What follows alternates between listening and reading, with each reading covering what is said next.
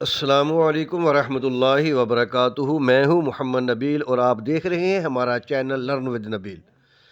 محترم ناظرین و سامعین، ہم آج آپ کی خدمت میں بہت ہی خاص ویڈیو لے کر حاضر ہوئے ہیں، جس میں ہم آج آپ کو نماز کے اوقات کے بارے میں بتائیں گے کہ ہر نماز اس کے وقت پر ادا کی جائے تو وہ ادا کہلاتی ہے، اگر وقت گزر جائے تو وہ قضا ہو جاتی ہے۔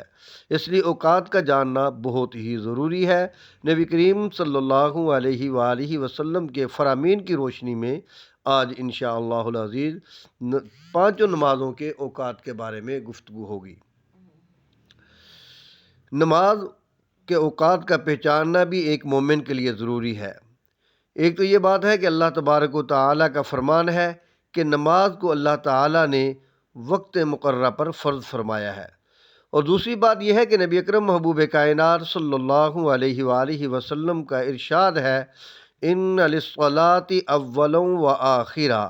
ترمذی اور مسند احمد کی روایت ہے کہ نماز کے وقت کی ابتدا اور انتہا ہے، اور یہ بھی افضل اعمال میں اللہ تعالیٰ کے نزدیک ہے کہ نماز کو اس کے وقت پر ادا کیا جائے۔ الصلاۃ لوقتہا، اور دوسرے مقام پر ہے بخاری شریف میں الصلاۃ علی وقتہا۔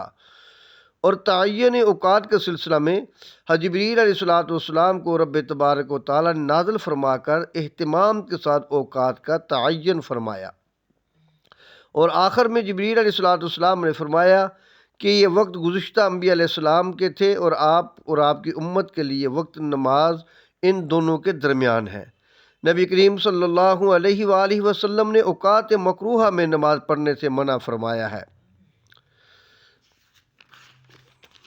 اسی طرح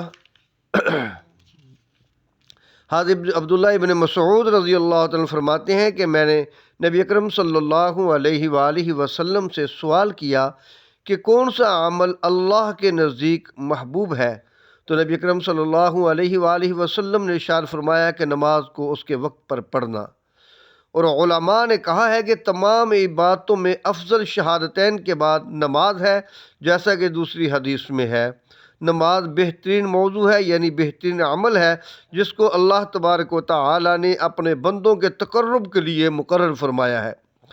حضرت عبادہ بن الصامت رضی اللہ تعالیٰ فرماتے ہیں کہ نبی اکرم صلی اللہ علیہ وآلہ وسلم نے ارشاد فرمایا، 5 نمازیں ہیں اللہ تعالیٰ نے ان کو فرض کیا ہے، جس نے اچھی طرح وضو کیا اور ان کو پڑھا، ان کے وقت پر، اور رکوع اور خشوع پوری طرح کیا، تو اللہ تعالیٰ کا وعدہ ہے کہ اللہ تعالیٰ ایسے شخص کو بخش دے گا، اور جس نے ایسا نہ کیا اس کے لیے اللہ تعالیٰ کے ہاں کوئی وعدہ نہیں ہے۔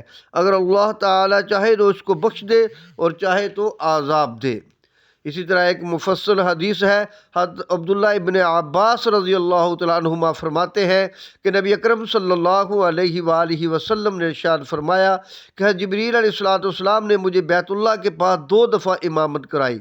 چنانچہ ظہر کی نماز پہلی دفعہ اس وقت پڑھی جب سورج ڈھل گیا اور سایہ ایک تسمہ کے برابر تھا، اور عصر کی نماز اس وقت پڑھائی جب ہر چیز کا سایہ اس کی مثل ہو گیا، اور مغرب کی نماز اس وقت پڑھائی جب روزے دار روزہ افطار کرتے ہیں، اور عشاء کی نماز اس وقت پڑھائی جب شفق غیب ہو گیا، اور فجر کی نماز جب کھانا پینا روزے داروں پر حرام ہو جاتا ہے اس وقت پڑھائی۔ لیکن جب دوسرا دن ہوا تو ظہر کی نماز مجھے اس وقت پڑھائی جب سایہ ہر چیز کا اس کی مثل ہو گیا، اور عصر جب ہر چیز کا سایہ 2 مثل ہو گیا، اور مغرب اس وقت پڑھائی جب روزے دار روزہ افطار کرتے ہیں، اور عشاء رات کے 1/3 حصہ کے گزرنے کے بعد، اور نماز فجر پڑھائی جب خوب روشن ہو گیا۔ پھر جبریل علیہ السلام میری طرف متوجہ ہوئے اور انہوں نے کہا، اے محمد صلی اللہ علیہ وآلہ وسلم، یہ وقت انبیاء علیہ السلام کا ہے جو آپ سے پہلے گزرے ہیں، آپ اور آپ کی امت کے لیے نمازوں کا وقت ان دونوں اول اور آخر وقتوں کے درمیان ہے۔ حضرت عبداللہ بن عمر رضی اللہ تعالیٰ فرماتے ہیں کہ نبی اکرم صلی اللہ علیہ وآلہ وسلم نے فرمایا، ظہر کا وقت جب سورج ڈھل جائے اور آدمی کا سایہ اس کی مثل ہو جائے، جب تک عصر کا وقت نہ آ جائے، اور عصر کا وقت مستحب اس وقت تک ہے جب تک سورج زرد نہ ہو جائے، اور مغرب کا وقت جب تک شفق غیب نہ ہو جائے، اور عشاء کا وقت نصف اللیل تک ہے، اور صبح کا وقت طلوع فجر سے جب تک سورج طلوع نہ ہو، اور جب سورج طلوع ہو جائے تو نماز سے رک جاؤ، بے شک سورج جو ہے وہ شیطان کے سینگوں کے درمیان طلوع ہوتا ہے۔ ادائے نماز کے لیے لازمی شرط ہے کہ نماز کا جو وقت شریعت نے مقرر کیا ہے اس وقت میں ادا کی جائے۔ وقت سے پہلے جو نماز پڑھی گئی وہ قطعاً ادا نہ ہوگی، اور جو وقت کے بعد پڑھی گئی وہ قضا ہوگی نہ کہ ادا۔ ان الصلاۃ کانت علی المؤمنین کتابا موقوتا، بے شک نماز ایمان والوں پر متعین اوقات کے ساتھ فرض کی گئی ہے۔ چلتے ہیں اب نمازوں کے اوقات کی طرف۔ نماز فجر کا وقت صبح صادق سے لے کر طلوع آفتاب تک ہے۔ جناب سیدنا حضرت ابو ہریرہ فرماتے ہیں کہ نبی اکرم صلی اللہ علیہ وآلہ وسلم نے ارشاد فرمایا، بے شک نماز کے اوقات کے لیے اول اور آخر یعنی ابتدا اور انتہا ہے، اور بے شک فجر کی نماز کا اول وقت اس وقت شروع ہوتا ہے جب فجر طلوع ہوتی ہے، اور بے شک اس کا آخری وقت وہ ہوتا ہے جب سورج طلوع ہوتا ہے۔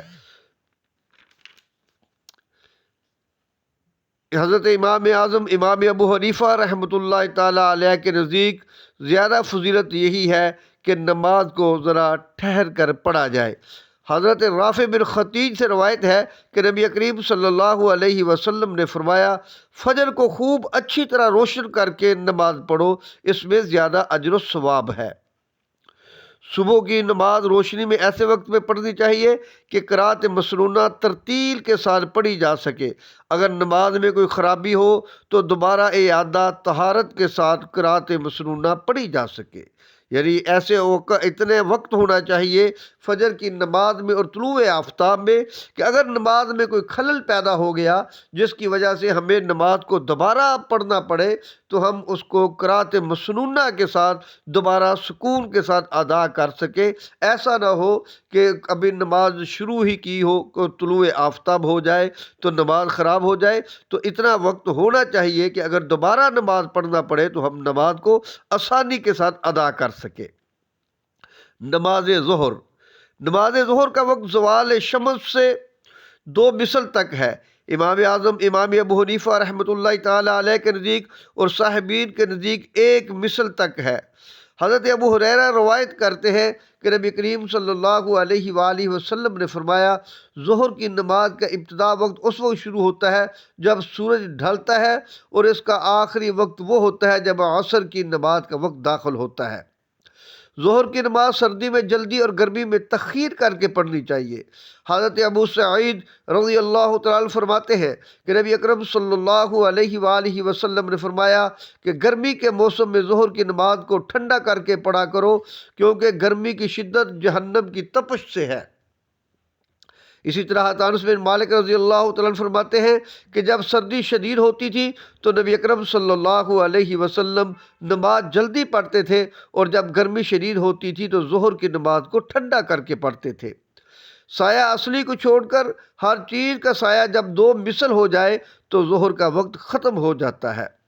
نماز عصر کا وقت ظہر کے وقت کے نکلنے سے غروب آفتاب تک ہے، لیکن سورج کے زرد ہونے کے بعد عصر کا وقت مکروہ ہے۔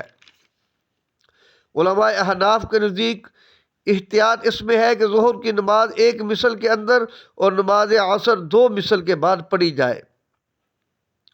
حضرت رافع بن خدیج کہتے ہیں کہ نبی اکرم صلی اللہ علیہ وآلہ وسلم لوگوں کو حکم دیتے تھے کہ وہ عصر کی نماز کو مؤخر کر کے پڑھیں۔ اسی طرح سوار بن شبیب کہتے ہیں کہ حضرت ابو ہریرہ رضی اللہ تعالیٰ عنہ عصر کو اتنا مؤخر کر کے پڑھتے تھے کہ میں یہ خیال کرتا تھا کہ شاید سورج زرد ہو گیا ہے۔ نماز مغرب کا وقت آفتاب سے غروب شفق تک ہے۔ حضرت ابو ہریرہ رضی اللہ تعالیٰ عنہ فرماتے ہیں کہ نبی اکرم صلی اللہ علیہ وسلم نے فرمایا، مغرب کا اول وقت وہ ہوتا ہے جب سورج غروب ہو، اور اس کا آخری وقت وہ ہوتا ہے جب شفق چھپ جائے، غائب ہو جائے۔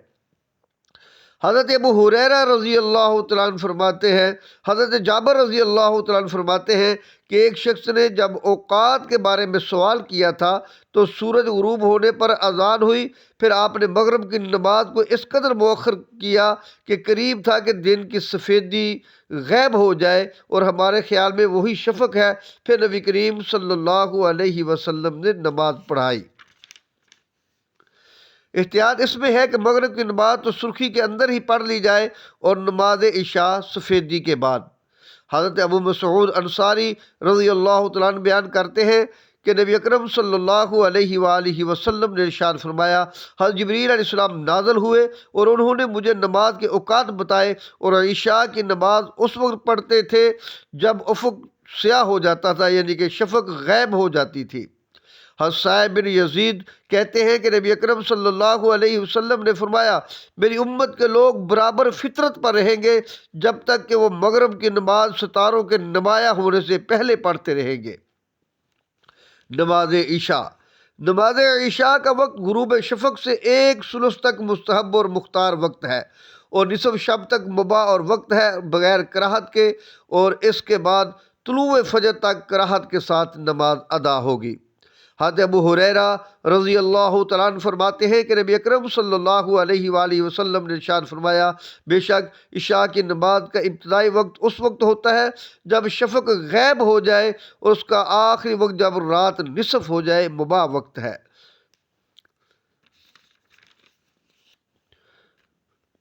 نماز عشاء کے بعد تلاوت قرآن، ذکر الہی، دینی کتب کا مطالعہ اور تکرار وغیرہ یہ کرنا جائز ہے۔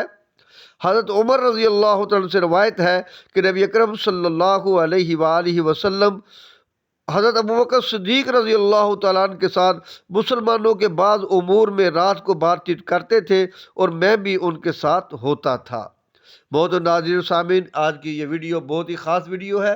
میں اپنے دوستوں سے جو نئے ہیں ان سے ملتمس ہوں، جنہوں نے ہمارے چینل کو سبسکرائب نہیں کیا، کہ وہ ہمارے چینل کو سبسکرائب کر دیں، بیل کے بٹن کو پریس کر دیں تاکہ ہر آنے والی مفید ویڈیو بآسانی آپ تک پہنچ سکے۔